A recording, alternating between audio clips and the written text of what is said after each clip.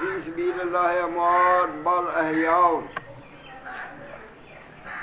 ولكن لا تشعرون ولنبلونكم بشيء من الخوف والجوع ونقص من الأموال والأنفس والثمرات وبشر الصابرين الذين إذا أصابتهم مصيبة قالوا إنا لله وإنا إليه راجعون أولئك عليهم صلوات من ربهم ورحمة وأولئك هم المهتدون صدق اللہ العظیم۔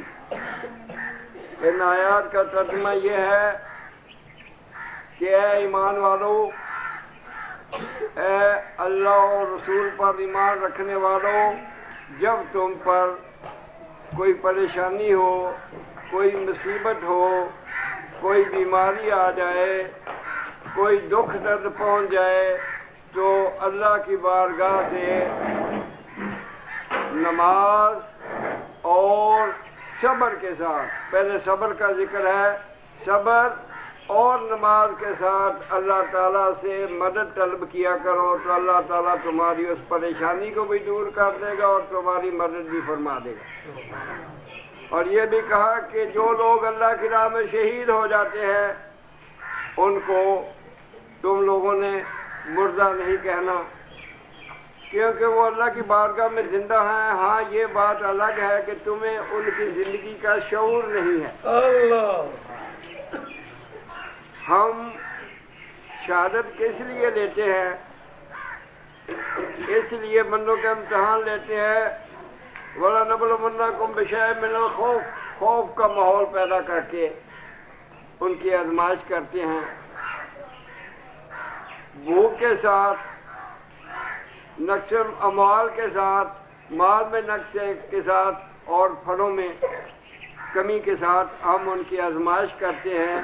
جب وہ اس آزمائش میں ڈالے جاتے ہیں تو وہ یہ کہتے ہیں کہ ہم تو اللہ ہی کی طرف سے آئے ہیں اور ہم نے واپس بھی اسی کی طرف جانا ہے۔ جب وہ یہ کہتے ہیں تو اللہ تعالیٰ اور اس کے فرشتے جو ہے وہ اس کے اوپر اسی وقت صلوات بھیجنا شروع کر دیتے ہیں اور اللہ کی رحمتیں نازل ہونے لگتی ہیں اس کے اوپر۔ فرمایا کہ یہی لوگ ہیں، یہی وہ لوگ ہیں جو صحیح معنوں میں ہدایت یافتہ اور فلاح یافتہ لوگ ہیں۔ تو یہ آیات جو ہے میں یہ سمجھتا ہوں کہ یہ سیدنا امام حسین علیہ السلام کی شہادت جو ہے اس کا پورا نمونہ جو ہے وہ ان آیات میں پیشن گوئی کے طور پر بیان کیا گیا ہے۔ آج شہادت کا میں نے بیان کرنا ہے لیکن وہ کسی نئے انداز سے، نئے رنگ میں بیان کر رہا ہوں۔ دنیا میں جتنے لوگ بھی آئے ہیں جو ایمان لائے ہیں ان کی اللہ تعالیٰ نے آزمائش بھی کی ہے۔ ایک وقت تھا بنی اسرائیل میں کہ اصحاب الخدود کا ذکر قرآن مجید میں ہے، خائیوں والے لوگ، تو ان کے متعلق جو روایات ہے وہ یہ ہے کہ وہ کفر گھر تھا، بادشاہ بھی کافر تھا، رعیت بھی کافر تھی، جادوگر ایک رکھا ہوا تھا اس نے بادشاہ نے، تو اس نے کہا میں بوڑھا ہو رہا ہوں، مجھے کوئی نوجوان میرے حوالے کر دو۔ ایک نوجوان دے دیا۔ جب اس جادو سیکھ کے آتا تو راستے میں ایک راہب سے ملتا، وہ اللہ رسول کی بات بتاتا اور وہ جادو کو کشمکش میں پڑ گیا کہ حق بات کون سی ہے۔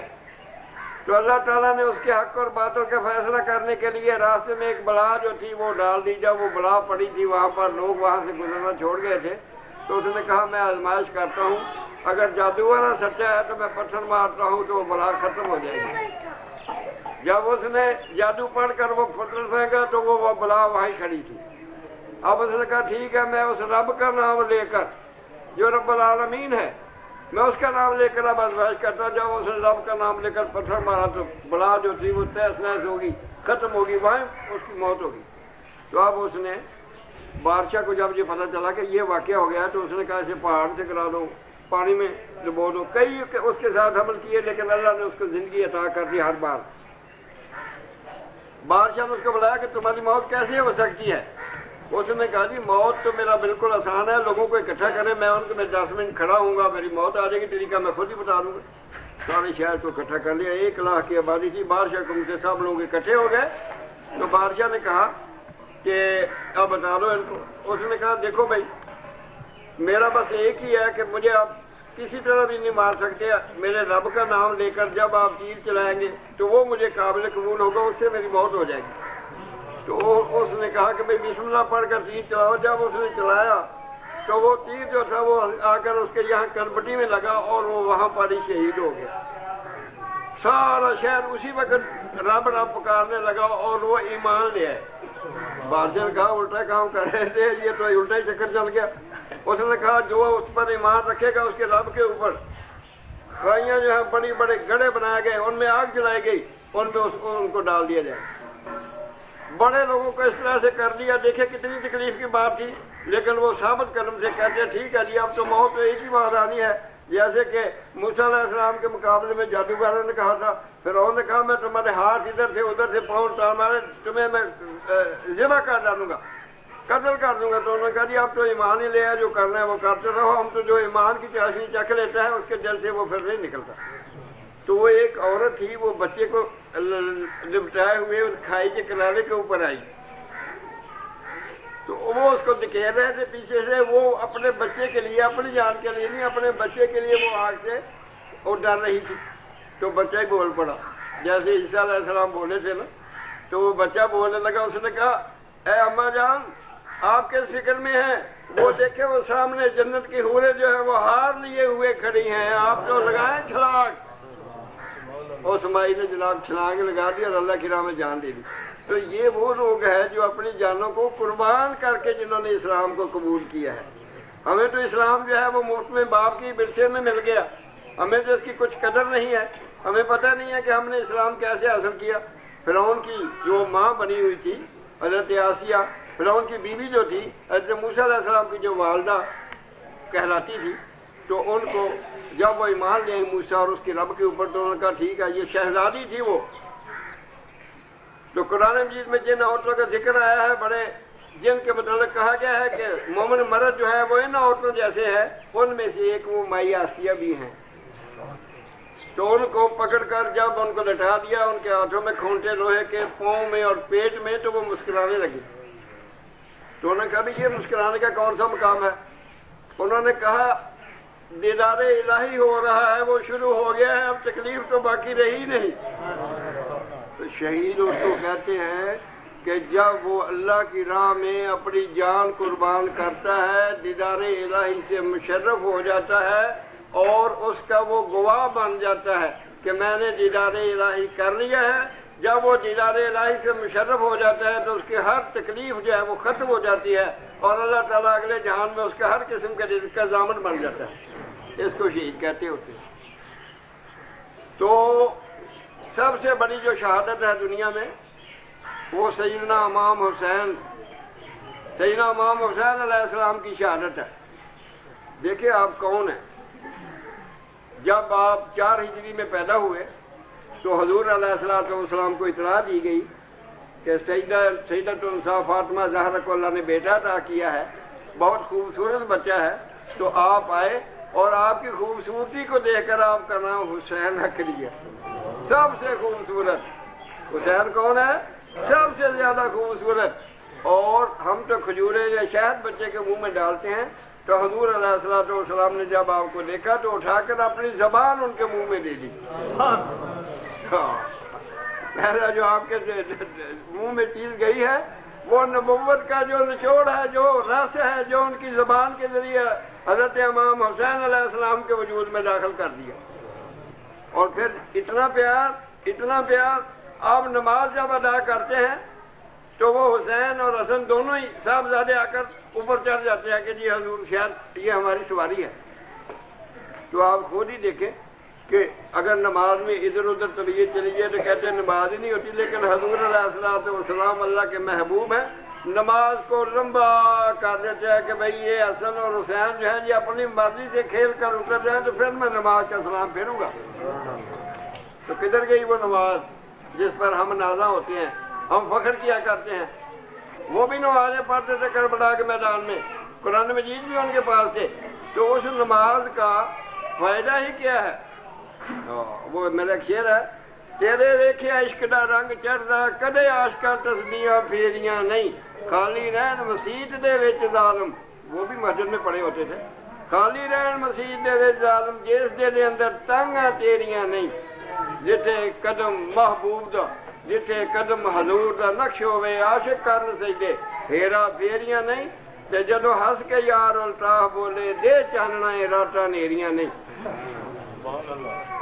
تو وہ کس کی نماز پڑھتے ہیں؟ وہ بھائی نماز تو نماز والے کی ہے، آپ تو اس کو مارتے نہیں ہیں جو آپ سجدہ کر رہے ہیں، کس کو کر رہے ہیں؟ تو نبی کریم صلی اللہ علیہ وآلہ وسلم جب بھی حسین آتے تو آپ کے گردن مبارک کے اوپر بوسہ دیا کرتے تھے کہ یہ میرا حسین جو ہے کربلا میں شہید ہوگا۔ یہ بات پہلے سے طے شدہ تھی، یہ بات پہلے سے طے شدہ تھی کہ یہ قربانی دیں گے دین اسلام کے لیے۔ حسین علیہ السلام جو ہے ایک روز ایسا ہوا کہ حسن اور حسین آپس میں کشتی کرنے لگے، تو نبی کریم صلی اللہ علیہ وآلہ وسلم بیٹھے ہوئے تھے فاطمہ زہرا کے گھر سلام اللہ علیہ کے، تو وہ کہہ رہے تھے حسن اس ٹانگ سے ادھر سے پکڑو، بازو ادھر سے پکڑو۔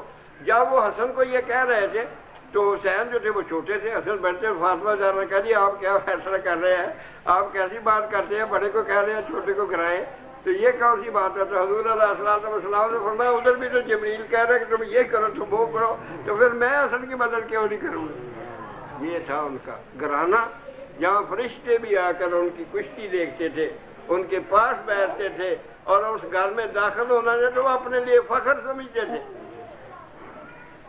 تو اس حسین کو انہوں نے میدان کربلا میں شہید کر دیا۔ اب جو بات ہے وہ یہ ہے، دو تین باتیں میں سمجھانا چاہتا ہوں۔ ایک تو یہ ہے کہ اس شہادت میں صحابہ رضوان اللہ علیہ کا کوئی ہاتھ نہیں ہے، اور جو صحابہ رضوان اللہ علیہ ہیں،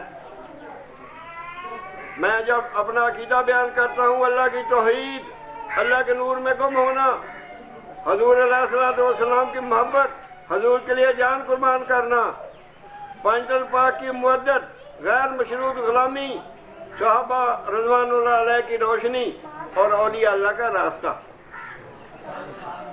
یہ ہے صحیح طریقہ۔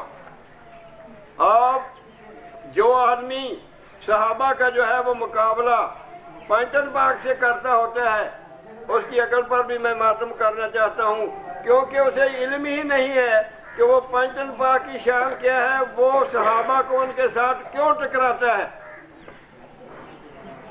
صحابہ اپنے مقام پر ہے، وہ روشنی کی مینار ہے، پنجتن پاک اپنے وہ کشتی نوح کی مانند ہے، جو اس کی کشتی میں سوار ہوگا پار ہوگا، نہیں ہوگا تو بیڑا غرق ہو جائے گا۔ آپ دو چیزوں کو یاد رکھیں، ایک ہے خلافت اور ایک ہے امامت۔ اللہ تعالیٰ کے تین خلیفے ہیں، آدم علیہ السلام، داؤد علیہ السلام، رسول علیہ السلام، اور حضور پاک کے 5 خلیفے ہیں۔ پہلے خلیفہ صدیق اکبر، دوسرے خلیفہ جو ہے وہ عمر فاروق، تیسرے خلیفہ جو ہے وہ عثمان غنی، چوتھے جو ہے وہ علی المرتضیٰ شیر خدا، اور 5ویں حسن علیہ السلام مجتبی۔ یہ 5 خلیفے ہیں رسول پاک کے۔ آپ دیکھیں خلافت اور امامت کیا ہے۔ امام جو ہے امام الانبیاء رسول پاک ہے، اور امام اولیاء جو ہے، امام مبین جو ہے وہ علی علیہ السلام ہیں، اور آپ کے 11 جو بیٹے ہیں وہ امام مبین ہیں۔ جو خلیفہ ہے وہ تو سید کے بغیر بھی ہوتا ہے، کوئی ضروری نہیں اس کے لیے کہ وہ سید ہو، اور لیکن جو امام ہے اس کے لیے یہ شرط ہے کہ وہ حضرت علی کی اولاد میں سے ہو، حضرت کی اولاد میں سے ہو۔ اور یہ جو امامت ہے یہ باطنی حکومت ہے، اور یہ جو خلافت ہے یہ ظاہری حکومت ہے۔ حضرت صدیق اکبر نے اپنا سارا مال اللہ کی راہ میں دے دیا، عثمان غنی 800، آپ کے 1000 اونٹ جو تھے وہ لدے ہوئے ہیں گلے کے۔ لوگ آگے کہا جی ہمیں غلہ دے دے، قحط کا سما ہے، کہا کیا دیتے ہو؟ کہا 1 کے 2 5، اور آپ نے فرمایا کوئی 10 دیتا، کہا جی یہ تو مہنگا ہے، کون لے گا کون دے گا؟ تو آپ نے فرمایا پھر میں اپنے اللہ سے سودا کرتا ہوں، جو دنیا میں 10 اور آخرت میں بے شمار 70 سے بھی 700 سے بھی زیادہ گنا جو ہے وہ عطا کر دے گا۔ اور یہ بھی کہا کہ یہ غلہ جو ہے مساکین مدینہ میں تقسیم کر دیا جائے، اور یہ جو اونٹ ہے بیچ کر مساکین کو ان کا خرچہ دے دیا جائے۔ یہ وہ لوگ ہیں جو اللہ اور رسول کی خاطر اپنا سب کچھ قربان کرتے ہیں، اور یہ ہے اسلامی قانون کا نفاذ، اسلامی قانون کا۔ آپ دیکھیں حضرت عمر فاروق کے زمانہ میں دو عورتیں تھیں، دونوں کے ایک بیٹا ہوا ہے کہ بیٹی، دونوں کہہ رہے تھے کہ میرا بیٹا ہے میرا بیٹا ہے، کوئی شہادت موجود نہیں تھی۔ تو حضرت عمر فاروق کو سمجھ نہیں آئی، حضرت علی علیہ السلام کو بلایا گیا، آپ کو کہا جناب یہ دیکھیں بیٹا کس کو دے بیٹی کس کو دے، تو آپ نے فرمایا دونوں کا دودھ مجھے لے کر دے۔ بیت المال سے پیمانے منگوایا کہ جب اس کو تولا گیا، ایک کا ہلکا تھا ایک کا بھاری تھا، کہا یہ ہلکے والی کون ہے، کہا یہ ہے اس کو بیٹی دے دو، اور یہ بھاری والی کیا، یہ ہے اس کو بیٹا دے دو۔ عمل درآمد کرنے کے بعد عمر فاروق نے پوچھا کہ بھئی یہ آپ نے کیسے جناب فیصلہ کر دیا، سمجھ نہیں آتی تھی۔ تو آپ نے فرمایا قانون وراثت جو ہے وہ ماں کی چھاتیوں سے شروع ہو جاتا ہے، بیٹی کا دودھ 8 آنے تھا، بیٹے کا 1 روپیہ میں نے وزن کر کے دیکھ لیا۔ یہ ہے امامت، یہ ہے امامت، باطنی حکومت ہے۔ امام جعفر صادق سے پوچھا کہ بچے کون دیتے ہیں، انڈے کون دیتے ہیں، تو آپ نے فرمایا کہ بچے وہ دیتے ہیں جن کے کان جو ہے وہ باہر ہوتے ہیں، اور جن کے کان اندر ہوتے ہیں وہ انڈے دیتے ہیں۔ کائنات کا سارا علم جو ہے وہ 2 لفظوں میں سمیٹ دیا، اس کو امامت کہتے ہیں۔ اور یہ امام علی علیہ السلام کی امامت کون چھین سکتا ہے؟ وہ بھائی امامت دی ہو اللہ نے، اور اس کی تصدیق کی ہو محمد رسول اللہ نے، اور وہ پیدائشی طور پر ان کے وجود میں جاری و ساری ہو، تو وہ کون آدمی ہے جو آپ سے آپ کی امامت چھین لے؟ خلافت تو ہو سکتا ہے، اور آپ اہل البیت جو ہیں وہ خلافت کے طلبگار ہی نہیں ہیں۔ جب علی بن حسین زین العابدین کو فوجوں کے کمانڈر نے یزید کے ختم ہونے کے بعد یہ کہا کہ میں آپ کے حسب البیت کرتا ہوں، آپ خلافت سنبھال لیں، تو آپ نے کہا ہمیں کیا ضرورت ہے، ہم تو بادشاہ ہیں، ہم تو بادشاہ ہیں، ہمیں کیا ضرورت ہے اس کی۔ اور ایک اور بات جو ہے یہ یاد رکھے کہ خلافت جو ہے وہ انہوں نے صحیح خلافت کا نظام کیا، اہل بیت اس کے طلبگار نہیں ہیں، ہم ہیں طلبگار اس کے، ان کو ضرورت نہیں ہے۔ اور دوسری بات یہ کہتے ہیں جناب باغ فتح کے سلسلہ میں کہ وہ جناب لے کر جاتے تھے، صدیق اکبر کی کچہری میں جاتے تھے، عمر کی کچہری، بھائی ایک طرف تو ہم یہ کہتے ہیں کہ اگر فاطمہ زہرا کے ساتھ سے پلو ڈلک جائے تو سورج طلوع نہیں ہوتا۔ خدا کی قسم صدیق اکبر کو یہ حق حاصل نہیں ہے، نہ ہی ان میں یہ جرت ہے کہ وہ فاطمہ زہرا کو طلب کرے اپنے پاس، اور نہ ہی فاطمہ زہرا کو اس کی حاجت ہے کہ وہ دنیا کے مال کے لیے صدیق اکبر کی کچہری میں جائیں۔ دیکھیں ایک روز 7 روز کا فاقہ تھا، مائی فدہ، جو چاندی کے نام سے ان کا نام بھی چاندی رکھ دیا، چند کنکر لے کر ہاتھ میں فاطمہ زہرا کے سلام اللہ علیہ کے حاضر ہوئی۔ جب ایسے ہاتھ کھولا تو اس میں چاندی کے ٹکڑے تھے، کہا یہ کیا ہے، کہا جی وہ گھر میں فاقہ ہے، تو میں نے کہا یہ بیچ لیتے ہیں، کچھ گزارا کر لیں گے 1 آدھے دن کا۔ تو آپ نے کہا بند کرو اس کو، مٹھی کو، جب پھر کہا کھولو، جب وہ مٹھی کھولی تو وہ ہیرے جواہرات تھے۔ فرمایا یہ ہمارا فقر جو ہے یہ اختیاری ہے، یہ ایک مجبوری نہیں ہے ہم پر، ہم نے خود ہی سے اختیار کیا ہوا ہے، جو وہیں پھینک ہوا ہے فدہ جہاں سے اٹھا کر لائی ہو۔ تو حضور علیہ السلام نے ایک روز جب گئے تو فاطمہ زہرا سلام اللہ علیہ نے ذرا دیر کی دروازہ کھولنے میں، تو آپ گئے تو کہا جی میرے پاس چادر نہیں تھی پوری، تو انہوں نے حضور نے اپنی کملی اوپر سے پھینکی، لے پہن لے۔ جب وہ بیٹھ گئے تو حضور پاک بھی جا کر کہے، سر نیچا کر کے 10 منٹ بیٹھے رہے، فرمایا فاطمہ زہرا اے میری پیاری بیٹی اگر تو کہے میں کوہ احد کو حکم دوں تیرے لیے سونے کا بن جائے۔ کہا جی ابا جی فاطمہ نے تو ہمیشہ فقر ہی کو پسند کیا ہے، فاطمہ نے ہمیشہ فقر ہی کو پسند کیا ہے۔ اور سلطان العارفین کے طریقے میں یاد رکھیں پہلے سلطان فقر فاطمہ زہرا سلام اللہ علیہ ہیں، اور ہر ایک کی حضوری ہو سکتی ہے، حضرت علی کی بھی ہو سکتی ہے اور دوسرے بھی ہو سکتی ہے، لیکن سادات کو بھی فاطمہ زہرا کی حضوری نہیں ہوتی، وہاں پردہ ہوتا ہے شدید قسم کا۔ یہ ہے آپ کا مقام فاطمہ زہرا سلام اللہ علیہ کا۔ تو ایک تو میں نے بات یہ بتا دی کہ خلافت اور امامت کا کوئی جھگڑا نہیں ہے، حضرت علی علیہ السلام جو ہے وہ خلیفہ تو ہے، امام اول ہیں، اور ان کے اولاد جو ہے ان میں سے 12 امام قیامت میں آخری امام بھی ان کے اولاد میں سے ہی ہوں گے۔ اور دوسرا یہ کہ فاطمہ زہرا سلام اللہ جو ہے اگر مجھے کو کہے کیا 10 لاکھ کے لیے کچہری میں اپنی بیوی کو بیٹی کو بہن کو بھیج دو تو میں تو خدا کے فضل سے بھیجنے کو تیار نہیں ہوں، تو وہ جو کائنات کے وارث ہیں وہ کہاں جاتے ہیں ان کے پاس؟ وہ بالکل نہیں گئے، نہ ان کو جانے کی ضرورت ہے۔ یہ صرف جھگڑا پیدا کرنے کے لیے ایسے انتشار کی باتیں پیدا کی جاتی ہیں۔ اور تیسری جو بات ہے وہ یہ ہے کہ کہتے ہوتے ہیں کہ رسول پاک صلی اللہ علیہ وآلہ وسلم کا نماز جنازہ جو تھی وہ پڑھائی نہیں، وہ خلافت تقسیم کرتے رہے۔ یاد رکھے کہ مدنیت حکومت کا قانون یہ ہے کہ بادشاہ جو ہے no throne can be without a king, ایک بادشاہ کے بغیر تخت کبھی بھی نہیں ہوتا۔ قسطنطین فوت ہو گیا تھا تو اس کو دفن تب کیا، پہلے بیٹے کے سر پر تاج رکھ دیا۔ ابھی چائنا کا موزے تنگ فوت ہوا تھا، پہلے اس کا جانشین مقرر کیا، تو پھر تو وہ تو بہت ہی آج سے 1400 سال پہلے ان کو اس قانون کا علم تھا کہ تاکہ انتشار نہ پیدا ہو جائے حکومت کو پہلے ہی کسی آدمی کو نامزد کرنا چاہیے۔ آپ جی حضور پاک کا جنازہ نہیں پڑھا، کون جنازہ پڑھتا ہے؟ حضور پاک کا۔ دعائے مغفرت، یا اللہ بخش دے رسول پاک کو۔ یا قرآن مجید کہہ رہا ہے کہ جب تم سے کوئی گناہ سرزد ہو جائے حضور پاک کی خدمت میں حاضر ہو جائے، حضور پاک چاہے گے اللہ غفور الرحیم تمہیں معاف کر دے گا۔ طریقہ تو یہ ہے۔ اور وہاں پر درود السلام پڑھا گیا، اور فاطمہ زہرا سلام اللہ علیہ کا بھی سن لے لوگ، ان کا جنازہ بھی نہیں ہوا۔ آپ کئی دن روتی رہی اللہ کی بارگاہ میں، یہ اسرائیل علیہ السلام آئیں گے میرے لیے نامحرم ہے، وہی بات کر رہا ہوں۔ وہ نامحرم ہے، کیسے میری جان قبض کریں گے؟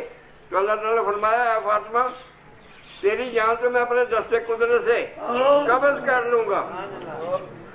جب آپ کا وقت ہوا تو آپ نہا دھو کر آ کر لیٹ گئیں، اور مائی فدہ قبلہ رخ ہو کر لیٹ گئی، اور مائی فدہ سے کہا اب میں اللہ کی ذات میں قبض ہو رہی ہوں، اب میرا سطر کوئی نہیں کھولے گا۔ حضرت علی علیہ السلام بھی نہیں، بلکہ مجھے رات کو اندھیرے میں اوپر چادر ڈال کر پوری طرح سے جو یمنی لوگوں کا طریقہ ہے اس کے مطابق میرا جنازہ دے، اور میرے جنازے میں آدمی غیروں کو بالکل طلب نہیں کیا جائے، گھر کے 2-4 جو میرے محرم ہیں ان کو ساتھ لے کر مجھے دفن کر دیا جائے۔ آپ کا بھی جنازہ نہیں ہوا، آپ اللہ کی ذات میں اللہ کے نور میں قبض ہو گئی، اور علی علیہ السلام کا بھی نہیں جنازہ ہوا۔ جب ابن ملجم نے تلوار مار دی، آپ میدان جنگ میں آپ کا وجود لوہے کا ہو جاتا تھا، تو اس لیے میدان جنگ کی بجائے نماز کے عالم میں آپ کا وجود موم کی طرح پگھل جاتا تھا، تو وہاں پر ابن ملجم پتہ بھی تھا میں پھنس جاؤں گا، وہاں پر حملہ آور ہوا، تلوار مار دی زہریلی آپ کے سر میں۔ تو جب آپ کو ہوش آیا، بے ہوش ہو گیا، جب پکڑ لیا گیا اس کو، تو آپ نے فرمایا کہ ٹھیک ہے، اگر میں زندہ رہا تو خود ہی فیصلہ کروں گا اس کا، ورنہ تم جانا اور تمہارا کام۔ ابھی میں جب اگر فوت ہو جاؤں تو ایک آدمی آئے گا، مجھے نہلا بہلا کر اس کے سپرد کر دینا، اور وہ مجھے لے جائے گا۔ تم اپنا تھوڑی دیر کے بعد فوت ہو گیا، آپ کو وہ کنویں کا ذکر موجود ہے، آج بھی وہ موجود ہے جہاں سے آپ کو نہلایا گیا۔ جب وہ آ گئے صندوق میں ڈال دیا تو ایک اونٹنی سوار آ گیا، اس نے کہا جی میرے حوالے کر دیں، اس میں رکھ دیا۔ جب وہ چلے تو شہزادے بھی پیچھے چلے، انہوں نے کہا بھائی، وہ رک گئے، انہوں نے کہا کیا بات ہے؟ انہوں نے کہا کہ حضور بات یہ ہے کہ کوئی ابن ملجم کا ساتھی نہ لے جائے، حضور کی توہین کر دے۔ تو آپ نے نقاب اٹھایا تو علی شیر خدا خود ہی موجود تھے، اور یہی فخر ہے، یہی فخر ہے، یہی حضرت علی علیہ السلام کا صحیح علم ہے کہ آپ زندگی میں ہی دائمی حیات حاصل کر لیں، جہاں چاہیں وہیں موجود ہو جائیں۔ صابر پیا جو تھے ان سے کسی نے کہا فنا اور بقا کا مقام مجھے آپ کے مریض نے کہا، حمید الدین نگوری نے کہا مجھے فنا اور بقا کا مقام سنا، کہا جو میرا جنازہ پڑھائے گا۔ جب بہت ہو گیا آپ تو شیر آ کے بیٹھ گئے، کوئی اٹھتا تو وہ بھی کھڑے ہو جاتے، آخر ان کو جنازہ ان کا تیار کر دیا۔ تو جنگل سے ایک گھوڑی پر سوار نقاب پوش آیا، اس نے گھوڑی ادھر باندھی، اللہ اکبر کیا، جنازہ پڑھایا، تو سوار ہو کر جانے لگے، انہوں نے پاؤں پکڑ لیے۔ انہوں نے کہا کیا بات ہے؟ کہا جی مرشد نے فرمایا تھا جو میرا جنازہ پڑھائے گا اس سے فلاں بقا کا مقام پوچھنا۔ تو آپ نے جب نقاب اٹھائی تو 100 روپیہ خود ہی گھوڑی کے اوپر سوار تھے، اور آپ نے فرمایا فنا وہ پڑھا ہے، بقا یہ ہے۔ جب یہ کہا تو وہ ادھر ہی منہ کے باہر گر گیا۔ تو یہی ہے جو ہم حاصل کرتے ہیں حضرت سلطان باہو سے، اور یہی وہ ہے علم ہے، جیسے ایک نہیں ہزاروں قسم کے وجود جو ہے وہ پیدا ہو جاتے ہیں، وہ پیدا ہو جاتے ہیں، ہمارے ہو جاتے ہیں۔ جب حضرت علی علیہ السلام کے کتنے ہوں گے؟ اب ہم کہتے ہوتے ہیں جی کربلا میں بھائی امام حسین کی مدد کے لیے نہ حضرت علی آئے نہ کوئی دوسرے پہنچے مدد کے لیے، آپ یہاں پر یا علی کے نعرے لگاتے رہتے ہیں، اپنے بیٹے کی جو انہوں نے مدد نہیں کی تمہاری مدد کیا کریں گے؟ ابراہیم علیہ السلام کو جب آگ میں ڈالا گیا تو فرشتے آئے، موکرات آئے، مخلوق آئے، انہوں نے کہا جی ہمیں حکم کرے ہم اس آگ کو سمندر میں پھینک دیتے ہیں، تو کہا میں تم سے کچھ حاجت نہیں رکھتا، اور تھوڑی دیر کے بعد فرمایا میں اپنے اللہ سے بھی کوئی حاجت نہیں رکھتا کیونکہ وہ خود ہی میری حاجتوں سے آگاہ ہے۔ یہاں بھی آئے تھے میدان کربلا میں بھی موکرات، جنات، فرشتے سب حاضر ہوئے تھے، تو آپ نے مدد ہی نہیں طلب کی، آپ نے فرمایا وہ خود ہی جانتا ہے میں کیسے مدد طلب کرتا ہوں۔ یہ بات تھی کہ آپ نے مدد طلب ہی نہیں کی۔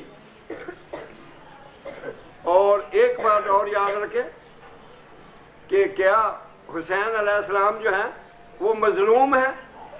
رونا تو چاہیے، روتے ہم اس لیے ہیں کہ 6 ماہ کے بچے کو تیر مار کر علی اصغر کو ذبح کر دیا ظالموں نے، ہر جو شرافت کی حد ہے اس کو توڑ دیا انہوں نے، خیموں جو تھی جو ان کے اوپر گھوڑے روڑنے کے لیے بگا دیے، لاشوں کے اوپر جو تھے کربلا میں گھوڑے بگا دیے، نہ چھوٹے کو دیکھا نہ بڑے کو دیکھا، پانی بند کر دیا، یہ الگ ظلم تھا۔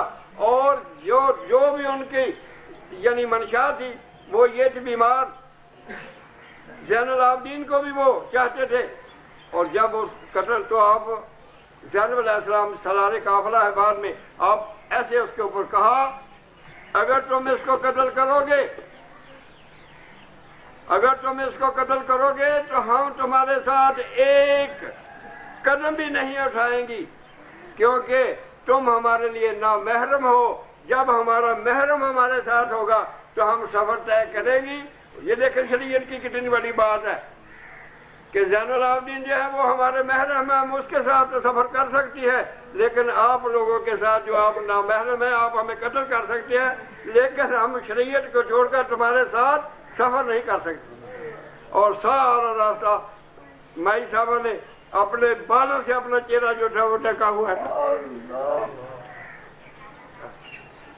اور وہ کتنا بڑا دل ہوگا حسین کا۔ حسین علیہ السلام 10ویں محرم کو ایک ایک بچے کو، ایک ایک بھائی کو، ایک ایک وہاں پر عمر کو، وہاں بھی عمر بھی تھے آپ کے ایک بھائی اور ایک عثمان بھی تھے، ان کو سب کو باری باری لا کر 70 اور 72 جو ٹن ہے وہ ان کو ایک لائن میں اکٹھا کر کے رکھ رہے ہیں۔ کتنا بڑا جگر ہوگا آپ کا۔ اور ایک کسی کا فوت ہو جائے تو اٹھا نہیں جاتا، کمر ٹوٹ جاتی ہے، لیکن آپ ہی کا اتنا بڑا حوصلہ تھا کہ آپ، لیکن یہ یاد رکھیں کہ آپ جو کہتے ہوتے ہیں کہ ہم مظلوم سمجھ کر حسین کو ہم نہیں روتے، اس لیے کہ مظلوم وہ ہوتا ہے جو کمزور ہوتا ہے، جس کو جب مارا جاتا ہے یا جس پر ظلم کیا جاتا ہے تو وہ اس کا جواب نہیں دیتا۔ حضرت موسیٰ علیہ السلام کی قوم بنی اسرائیل جو تھی اس کے بیٹوں کو فرعون ذبح کر ڈالتا تھا، ان کی بیٹیوں کو زندہ رکھ کر اپنی لونیاں بنا لیتا تھا، وہ قوم مظلوم تھی۔ حسین میدان کربلا میں مظلوم نہیں تھے، آپ حق کا بول بالا کرنے والے تھے، آپ حق کی آواز تھے، آپ حق کی تلوار تھے۔ اس میدان میں اتنا بچہ بھی اگر آیا ہے اس نے تلوار نکالی ہے اور یہ کہا ہے کہ میں حق کا لمبردار ہوں، میں حق کے لیے حق کے میدان کربلا میں کھڑا ہوں، او موذی اگر تم میں سے مقابلہ کرنا چاہتے ہو۔ بے شک وہ دوسرے لمحے شہید ہو گیا ہو، لیکن اس نے حق کا جو بول ہے وہ میدان کربلا میں ضرور اونچا کر دیا تھا۔ یہ لڑائی جو تھی، اب ہم کہتے ہوتے ہیں کہ جی اسلام کے لیے قربانی دی، اسلام کے لیے، لیکن ہمیں پتہ نہیں ہوتا کہ اسلام کے لیے کیا قربانی دی ہے۔ بھئی کہ ہم پورے مسلمان ہو گئے سارے، ہم تو بن گئے شیعہ، سنی، وہابی، دیوبندی، ہم تو یہ بن گئے۔ اسلام کیا، اسلام میں کوئی تبدیلی آ گئی ہے؟ یہ نمازیں پڑھنے سے نہیں اسلام پورا ہوتا۔ اصل بات جو تھی وہ یہ تھی کہ آپ ایک سسٹم کے خلاف آپ کھڑے تھے تلوار لے کر. امیر معاویہ جو تھے وہ اپنے بیٹے یزید کو خلیفہ نامزد کرنا چاہتے تھے، تو آپ کہتے تھے میں نہیں چاہتا کہ مجھے خلیفہ بنایا جائے، لیکن میں یہ چاہتا ہوں کہ جو نظام ہے اسلام کا اس کے مطابق آپ عمل درآمد کریں، میں پہلا آدمی ہوں جو اس کی بیعت کر لوں گا. وہ نظام کیا ہے؟ رسول اللہ پاک صلی اللہ علیہ وسلم نے کسی کو نامزد نہیں کیا خلیفہ، تو لوگوں نے حضرت ابوبکر صدیق کو اور حضرت علی المرتضیٰ کو اور حسن مجتبیٰ کو لوگوں نے اپنا خلیفہ، مدینے کے لوگوں نے اپنا خلیفہ منتخب کیا. آپ بھی مدینے کے لوگوں پر بات چھوڑ دیں، وہ جس کو بھی کر لیں وہ کر لیں. دوسری بات جو ہے وہ یہ ہے کہ نامزد کیا صدیق اکبر نے عمر فاروق کو، لیکن وہ نامزد کیا، آپ نے یہ کہہ دیا میں نے اپنے خیال میں امت کے بہترین آدمی کو نامزد کیا ہے لیکن یہ میرا رشتہ دار نہیں ہے. تو اے امیر معاویہ، اگر آپ بھی کرنا چاہتے ہیں نامزد تو اپنے رشتہ دار کو نہ کریں، مدینہ میں سے جو ملک کا بہترین آدمی ہے اس کو نامزد کریں. اور اگر آپ کو یہ بھی پسند نہیں تو تیسری بات یہ ہے کہ عمر فاروق نے 5 آدمیوں کی کمیٹی بنائی تھی جنہوں نے حضرت عثمان غنی کو چنا آپس میں. تو آپ بھی ایک کمیٹی بنا دیں مدینے کے لوگوں میں سے، وہ 5 آدمی میرا نام نہ رکھے انہوں میں، وہ بنا دے، وہ ایک آدمی جس کو کریں گے میں بھی اس کا بیعت کر لوں گا اس کے ہاتھ پر. لیکن اگر آپ اس نظام کو چینج کرنا چاہتے ہیں، اگر آپ اس سسٹم کو تبدیل کرنا چاہتے ہیں، تو میں اس کے لیے قطعاً یہ بات ماننے کے لیے تیار رہی ہوں کہ آپ آج اپنے بیٹے کو بنا دیں، بیٹا کل کو اپنے بیٹے کو بنا دیں، وہ اگلے بیٹے کو بنا دیں. تو یہ اسلامی نظام، اسلامی سسٹم اور اسلامی اصول کے خلاف بات ہے. میں اس کے لیے آپ کے ہاتھ پر بیعت کرنے کو تیار نہیں. یہ تھی بات جس کے لیے آپ میدان کربلا میں کھڑے تھے. اور جب وہ لوگ آئے آپ نے ان کو بڑا موقع دیا کہ بھئی آپ مجھے یزید کے پاس جانے دیں یا مجھے سرحدوں کی طرف نکل جانے دیں، میں تو لڑائی نہیں تم سے کرنا چاہتا، نہ میں جنگ کے ارادے سے آیا ہوں. اب بعض لوگ یہ کہتے ہوتے ہیں کہ جی حسین علیہ السلام نے، یزید جو تھا بادشاہ وقت تھا تو اس کی بات ماننی چاہیے تھی، وہ خلیفہ ہے، وقت تھا، اس کے خلاف بغاوت نہیں کرنی چاہیے تھی. یہ لفظ بغاوت میں ان کے منہ سے کہہ رہا ہوں. اب اس بات کو بھی سمجھ لیں، وہ کس بات کی قرآن مجید کی آیت ہے کہ اطاعت کرو اطیعوا اللہ و اطیعوا الرسول واولی الامر منکم، اطاعت کرو اللہ کی، اللہ کے رسول کی، اور جو تم میں سے صاحب امر ہے ان کی. سب مولوی یہی فتویٰ دیتے ہیں اولی الامر منکم کا مطلب یہ ہے جو بادشاہ وقت ہے. اور ساتھ ہی ایک حدیث بھی کوٹ کرتے ہوتے ہیں کہ خواہ وہ حبشی ہی کیوں نہ ہو اس کی بھی اطاعت کریں اور اس کا بھی کہنا مانے. اب اس حدیث کی پہلے قرآن مجید سن لیں، اللہ کی اطاعت، رسول کی اطاعت، اور اس کے بعد کسی فاسق و فاجر کی اطاعت کا کیسے جوڑ دیں گے آپ؟ اللہ تو ہے، رسول پاک کیا ہے، اس کے بعد ایک فاسق و فاجر آگے بادشاہ کیا، اس کی اطاعت بھی اس آیت کے تحت لازم ہو جائے گی؟ نہیں ہوگی. وہ کون ہے اولی الامر؟ کون ہے؟ سلطان صاحب فرماتے ہیں کہ اولی الامر جو ہے وہ فقیر ہے، وہ ولی اللہ ہے. تو اطاعت اللہ کی، اللہ کے رسول کی، اور ولی اللہ کی اطاعت جو ہے وہ ہم پر فرض ہے. بادشاہ فاسق و فاجر کی اطاعت ہم پر فرض نہیں ہے. بہت سے بادشاہوں نے، بہت سے بادشاہ جو تھے وہ انہوں نے ولی اللہ کے پاس گئے، ولی اللہ نہیں ان سے ملے. اور بہت سے جو اللہ کے بندے ہیں انہوں نے ان کو ٹھکرا دیا کہ جاؤ ہم آپ کی بات نہیں مانتے. تو روح جو ہے یہ 5 درجات رکھتی ہے. روح جو ہے یہ 5 کتنے؟ 5 درجات رکھتی ہے. پہلا تو جو ہے یہ جسمانی جو حیات ہے اس کو نباتاتی روح کہتے ہیں. یہ خون اور سانس پر مبنی ہے. کسی کا سانس بند کر دیں یا کسی کا خون سلب کر لیں، نکال لیں، اس کے وجود سے موت ہو جائے گی. یہ روح حیات ہے، یہ روح حیات ہے. دوسری جو ہے وَكَتَبَ فِي قُلُوبِهِمُ الْإِيمَانَ وَأَيَّدْنَاهُم بِرُوحٍ مِّنْهُ، ہم نے ان کے دلوں میں نور ایمان ثبت کر دیا ہے اور اس کو روح سے مدد دے دی ہے. یہ دائمی حیات کا ہے. وَأَتَى بِقَلْبِ اللَّهِ السَّلِيمِ، وَأَتَى اللَّهُ بِقَلْبِ السَّلِيمِ جو ہے یہی ہے. اور تیسری جو روح ہے وہ ہے روح امری. کل روح من امر ربی، تو وہ ایسے لوگ ہیں جو جن کو ایسی قوت حاصل ہوتی ہے کہ وہ امر رب بن جاتے ہیں، جس کام کو کہتے ہیں ہو جائے وہ اللہ کے فضل سے ہو جاتا ہے۔ جن کو یہ روح حاصل ہوتی ہے وہ صاحب امر وہ ہوتے ہیں، صاحب امر وہ لوگ ہوتے ہیں جس کو کام کو کہتے ہیں ہو جائے اللہ کے فضل سے وہ ہو جاتا ہے۔ تو ان معنی کے لحاظ سے تو سب سے بڑے صاحب امر جو ہے وہ امام حسین کی ذات ہے۔ اور اس کے بعد ایک اور روح ہے، وَأَيَّدْنَاهُ بِرُوحِ الْقُدُسِ، عیسیٰ علیہ السلام کے متعلق فرمایا اور ہم نے ان کو روح قدسی سے مدد دی، روح قدسی سے مدد دی۔ میرے دین چیز فرماتے ہیں رحمت اللہ علیہ کہ وہ جو طاقت روح قدسی کی عیسیٰ علیہ السلام کو حاصل تھی وہ مجھے بھی حاصل ہے، اور مجھ سے بھی وہی کام سر جاتے ہوتے ہیں جو عیسیٰ علیہ السلام کرتے تھے۔ اور ایک ہے روح الامین، وہ حضور علیہ السلام کی روح ہے جو کائنات کے اوپر۔ تو یہ جو آیت ہے اس کا ترجمہ ہمیشہ غلط کیا گیا ہے، اس سے مراد اولیاء اللہ ہے، اطاعت اللہ کی، اللہ کے رسول کی، اور اگر صاحب امر حکم دے تو بادشاہ ننگے پاؤں بھاگتا ہوا ان کی خدمت میں حاضر ہو جاتا ہے، جیسا کہ اورنگزیب سلطان العارفین کی خدمت میں بغیر ننگے پاؤں ننگے سر بھاگتا ہوا حاضر ہو گیا۔ تو صاحب امر جہاں پر جو ہے وہ یہ ان کی بات ماننا کہ جی اس کی جزید کی جو بیعت تھی وہ ایک بادشاہ تھا اس کا، اور یہ جو حبشی والی بات ہے وہ اس کے معنی یہ ہیں کہ اگر ایک حبشی غلام بھی اسلامی طریقے کے مطابق اسلامی سلطنت کا بادشاہ بن جائے تو اس کے خلاف بغاوت نہیں کرنی، اس کے بھی ہر حکم کو ماننا ہے، کیونکہ اس کو اسلامی اصولوں کے مطابق اللہ تعالیٰ نے بادشاہ وقت بنا دیا۔ سمجھنے بات آپ، یہ نہیں کہ ہر کوئی جو بھی ہے بیٹھا ہوا اس کے لیے یہ عمل ہے۔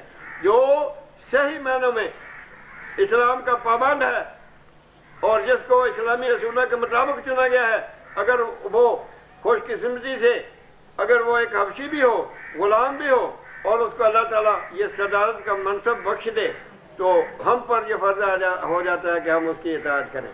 لیکن اگر فاسق و فاجر آدمی زبردستی کا آسمانہ قبضہ کر کے حکومت کے اوپر بیٹھ جائے تو ہم اس کے لیے ماننے کو اس کو تیار نہیں ہیں۔ تو یہ جو شہادت ہے حسین علیہ السلام کی، اس نے دو سبق ہمیں اور دیے ہیں۔ پہلا سبق یہ ہے کہ جب آپ میدان میں گر گئے مقابلہ کرتے ہوئے ان کو زخمی، جدھر بھی آپ رخ کرتے تھے وہ بھاگ کھڑے ہوتے تھے آگے سے، پتہ تھا کہ یہ حیدری تلوار ہے اور یہ واصلے جہنم کر دے گی، جس کو لگ گئی وہ مر گیا تو وہ جہنم میں جائے گا۔ وہ بھاگتے پھرتے تھے میدان میں بھیڑوں کی طرح سے۔ آخر آپ نے ان سے کہا کہ اس وقت کیا وقت ہے؟ کہا کہ جمعے کا وقت ہے۔ تو آپ نے فرمایا اس وقت مسجدوں میں کیا ہو رہا ہوگا؟ تو انہوں نے کہا وہاں پر خطبہ ہو رہا ہوگا، لوگ نمازوں کی تیاری کر رہے ہوں گے۔ تو کہا وہ کس کی نمازیں پڑھتے ہیں؟ وہ تو میرے نانا کی نمازیں پڑھتے ہیں۔ تو آپ لوگوں کو حیا اور شرم نہیں آتی کہ تم آج مجھے میدان کربلا میں میرے مقابلے کے اوپر کھڑے ہو، نمازیں بھی ہماری پڑھتے ہو اور ہمیں قتل کرنے کی ڈر پہ بھی ہو؟ انہوں نے کہا بھائی باتیں نہ سنو، شمر نے کہا باتیں نہ سنو، اگر باتیں سنی تو کہا پلٹ جائے گی، یہ زبان کے بڑے تیز ہیں، تو ایک یکدم حملہ کر دو۔ انہوں نے کر دیا۔ تو جب آپ گر گئے حسین علیہ السلام تو آپ نے کہا اے شمر ہٹ، اس کو جھڑک دیا۔ جب تک حسین جو ہے وہ قبلہ روح ہو کر اللہ کی بارگاہ میں اس کے سجدہ میں سر نہیں رکھ دے گا، اس گردن کو کوئی نہیں کاٹ سکتا۔ تو آپ زمین کے اوپر لیٹے ہوئے ہی قبلہ رخ ہو گئے۔ زمین کے اوپر زخموں سے چور چور سے خون بہ رہا تھا، میدان کربلا کی ریل جو تھی وہ سیراب ہو رہی تھی۔ یقین کرے کہ حسین کے خون کا یہ عالم ہے۔ یہ میرے پاس ایک پتھر پہنا ہوا ہے، سفید ہے، جیسے جیسے یہ 1 2 4 10 تاریخ ہو رہی ہے تو محرم کی 10 تاریخ کو بالکل سرخ ہو جائے گا۔ دیکھنا ہے تو آگے دیکھ لو۔ یعنی اس پتھر کو بھی یہ غم ہے، یہ غم حسین ہے، یہ خون کے آنسو روتا ہے، یہ خون کے آنسو روتا ہے۔ لیکن یاد رکھو اگر حسین کے لیے رونا ہے تو سارا سال ہی رویا کرو۔ یہ 10 دن ہو کر فرض ادا کر دینا کوئی بات نہیں ہے۔ حسین کے لیے ہر وقت اس حسین علیہ السلام کے بچوں کے لیے اور پنجتن پاک کی عطرت کے لیے اگر آپ کو رونا ہے، اس سے بڑی عبادت کوئی نہیں ہے۔ خدا کی قسم، اگر چند قطرے ان کی محبت کے آپ کے پاس جمع ہو جائے اور کوئی آدمی ان کو دوزخ کے اوپر پھینک دے تو دوزخ کی آگ بھی ٹھنڈی ہو جائے گی۔ اس لیے رونا جو ہے یہ بڑی عبادت ہے، لیکن جو ہے وہ رونا اس قسم کا جو محبت میں ہو اور دائمی ہو، وقتی آپ شکل بنا کر ہاں ہوں کرنے کا کچھ فائدہ نہیں ہے۔ اگر دل سے نہیں آپ کے نکلتا تو کیا فائدہ ہے؟ آپ کو ہی پتا ہے کہ نہ اللہ راضی نہ رسول راضی۔ ایک تو یہ ہے کہ سجدے میں سر جب حسین نے کٹا دیا تو ہم نماز سے اتنی پہلی تہی کیوں کرتے ہیں؟ نماز سے ہم کیوں گریزہ ہیں؟ یاد رکھیں، ماتم اپنی جگہ پر، زلزلہ اپنی جگہ کے اوپر، لیکن جو سجدے میں سر کٹا دیا حسین نے تو ہم اس کی اقتدا کیوں نہیں کرتے؟ جو حسین کا محب ہے، جو حسین علیہ السلام کی غلامی میں اپنے آپ کو کامل سمجھتا ہے یا غلامی پر چلنا چاہتا ہے، نمازیں نماز عارفہ کیوں جی، نماز زاہدہ سجدہ سجود است، نماز عاشقہ ترک وجود است۔ تو اپنے وجود کو اللہ کی بارگاہ میں جیسے آپ کھڑے ہوتے تھے، آپ کا وجود جو تھا موم کی طرح پگھل جاتا تھا، یہ آپ کا سبق ہے، اس کو اختیار کریں، اللہ کی بارگاہ سے تعلق قائم کریں۔ جب سجدے میں جائے تو کائنات جو ہے وہ ساری آپ کی طرف جھک کر آ جائے کہ یہ حسین والی نماز پڑھ رہا ہے، یہ حسین والی نماز پڑھ رہا ہے۔ اور جو دوسری بات تھی، جب نیزے کے اوپر آپ کے سر کو اٹھایا گیا تو لوگوں نے سنا کہ اس میں سے قرآن مجید کی تلاوت کی آواز آ رہی تھی۔ تو یاد رکھے کہ ہم یہ کہہ کر کہ یہ اس قرآن مجید کو جمع حضرت عثمان نے کیا ہے، ہم یہ کہہ کر پہلو تہی نہیں کر سکتے۔ ہمیں اگر حسین علیہ السلام کی سنت پر عمل کرنا ہے تو ہمیں قرآن مجید کو حفظ بھی کرنا ہوگا، اس کی تلاوت بھی کرنی ہوگی اور رات دن تلاوت کرنی ہوگی، کیونکہ آپ نے تو نیزے کے اوپر تلاوت کر کے بتا دیا کہ میں اس کا وارث ہوں، اس قرآن کا وارث ہے میں حسین ہے۔ تو آپ بھی خدا کے لیے قرآن مجید کو یہ نہ ہو کہ عمل کے روز لو آپ کو کہے کہ اس نے تو مجھے چھوڑ رکھا تھا، ہے اللہ یہ کیسے دین کی بات کرتا ہے، یہ کیسا اپنے آپ کو مسلمان کہتا ہے۔ تو اللہ کے بندو، قرآن مجید کی تلاوت، قرآن مجید کی آیات کو یاد کرنا اور اس کو سمجھنا، یہ پنجتن پاک کا ورثہ ہے، یہ پنجتن پاک کا ورثہ ہے۔ اور سجدے میں سر کو کٹانا جو ہے یہ بھی پنجتن پاک کی سنت ہے۔ تو اگر ہم دیکھیں یہ ترازو آج بھی لگا ہوا ہے، حق اور باطل کا ترازو آج بھی لگا ہوا ہے۔ جو آدمی حق کا ساتھ نہیں دیتا، منہ موڑ کر چلا جاتا ہے، یاد رکھے وہ یزید کے ساتھ ہے، اور جو آدمی حق کا ساتھ دیتا ہے، جان دینے کے لیے تیار ہو جاتا ہے، وہی حسین علیہ السلام کے ترازو میں تل رہا ہے۔ تو خود ہی اپنا ترازو رکھ کر دیکھ لیا کرے کہ ہم حق کا کتنا ساتھ دیتے ہیں، حسین علیہ السلام کے اسوہ پر کتنا ہم عمل کرتے ہیں، آپ سے کتنی ہمیں محبت ہے۔ اگر آپ حق کے لیے ایک نعرہ بھی لگا دیں گے تو خدا کی قسم حسین جو ہے وہ زندہ ہے، وہ راضی ہو جائے گے آپ سے۔ تو یہ جو مجلس ہے یہ ہے کہ بھئی رونا بھی ہے، لیکن وہ رونا اس طرح سے ہے کہ دائمی ہے۔ آپ کو جب بھی آپ حسین علیہ السلام کی یاد کریں، دیکھیں میں ایک دن گھر میں بیٹھا ہوا تھا تو اس نے چارپائی میری نوکر نے ڈال دی اس طرف کو، تو اوپر حسین علیہ السلام کا روضہ منورہ لگا ہوا تھا۔ میں نے کہا یار ادھر کو میرے پیر کیوں کرتے ہو؟ اس نے کہا جی اونچا ہے۔ میں نے کہا بھائی نہیں، اونچے کی بات نہیں ہے، عرب کی اور بات ہوتی ہے۔ تو میں نے کہا میں نے خود ہی ادھر کو کر لیا۔ جب میں نے ادھر کو کر لیا، ابھی میں نیند میں گیا ہی تھا تو میں نے دیکھا کہ حسین علیہ السلام کے روضے کے اوپر کھڑا ہوں۔ اور اللہ کے بندو، اتنا سا ادب جو ہے، اتنا سا ادب یہ تو وہاں لے جاتا ہے، اور ہم باتوں بھی کرتے ہیں، روتے بھی ہیں، دیگیں بھی پکاتے ہیں، نیازیں بھی لیتے ہیں، پھر بھی حسین سے دور ہیں۔ تو اگر عشق حسین ہے تو اسوہ حسین پر عمل کرو، ہر ظالم کا بازو زبردستی جو ہے وہ توڑ ڈالو، کیونکہ حضور پاک نے فرمایا کہ جہاں برائی دیکھو اس کو زبان سے روکو، اس کو طاقت سے روکو، اگر طاقت سے نہیں روک سکتے برے کو برا کہو۔ یہ کتنی بڑی بری بات ہے کہ ہم لوگ جو بری بات ہے اس کو پہلو تہی کر کے اس کے قریب سے گزر جاتے ہیں۔ تو اس کو زبان سے روکو، اور اگر تم نہیں روک سکتے تو اپنے دل میں برا خیال کرو، تاکہ یہ کم درجے کا ایمان ہے۔ تو اللہ تعالی ہمیں، آج ہم جمع ہے حسین علیہ السلام کا وہی منانے کے لیے، سب درباروں پر یہی ہے، یہ جو جتنے بھی ہیں، جتنے بھی دربار ہیں، سلطان العارفین کا، بابا فرید گنڈر شوقی کا، معین الدین چشتی کا، اور یہ جتنے بھی دربار ہیں، یہ سب پنجتن پاک کے ان کے نور کے زندہ مینار اور روشن مینار ہیں، یہ نشانات ہیں ان کے۔ اگر کسی نے علی شیر خدا کو دیکھنا ہے، ڈاکٹر صاحب کا مزار دیکھے جا کر، یہ بنا دیا۔ سلطان صاحب کو دیکھنا دیکھ لے، یہ بنا دیا سلطان العارفین۔ ادھر جو ہے معین الدین چشتی کو دیکھے، بنا دیا معین الدین چشتی۔ تو یہ ہے انا مدینۃ العلم ولی بابھا۔ اگر اللہ نے توفیق دی تو کسی نے حضرت علی علیہ السلام کی منقبت میں بیان کریں گے کہ آپ نے کیا کیا اور ہمیں کیا سبق دیا فخر کا، جس پر چل کر ہمیں دائمی یاد حاصل ہونی ہے۔ تو اللہ تعالیٰ ہمارا یہ جو اٹھنا بیٹھنا ہے، یہ میں نے آج رلانے والی کوئی بات نہیں کی ہے، لیکن یہ ہے کہ ہمارا جو دل ہے وہ حسین علیہ السلام کے ساتھ ہی ہے۔ آپ کے بچوں کے غم میں ہمارا دل بھی رو رہا ہے، اور رسول پاک سے بھی ہم اس کا پرسہ کر رہے ہیں، اور فاطمہ زہرا سے بھی، سلام اللہ علیہ سے بھی۔ تو اللہ تعالیٰ ہمارا یہ جو اٹھنا بیٹھنا ہے یہ قبول فرما لے، اور اللہ تعالیٰ جو ہے ہمیں صحیح اسوہ حسین پر چلنے کی، اگر ہم اس اسوہ پر عمل کر لیں تو دنیا میں امن ہی امن ہو جائے گا، صحیح اسلام نافذ ہو جائے گا۔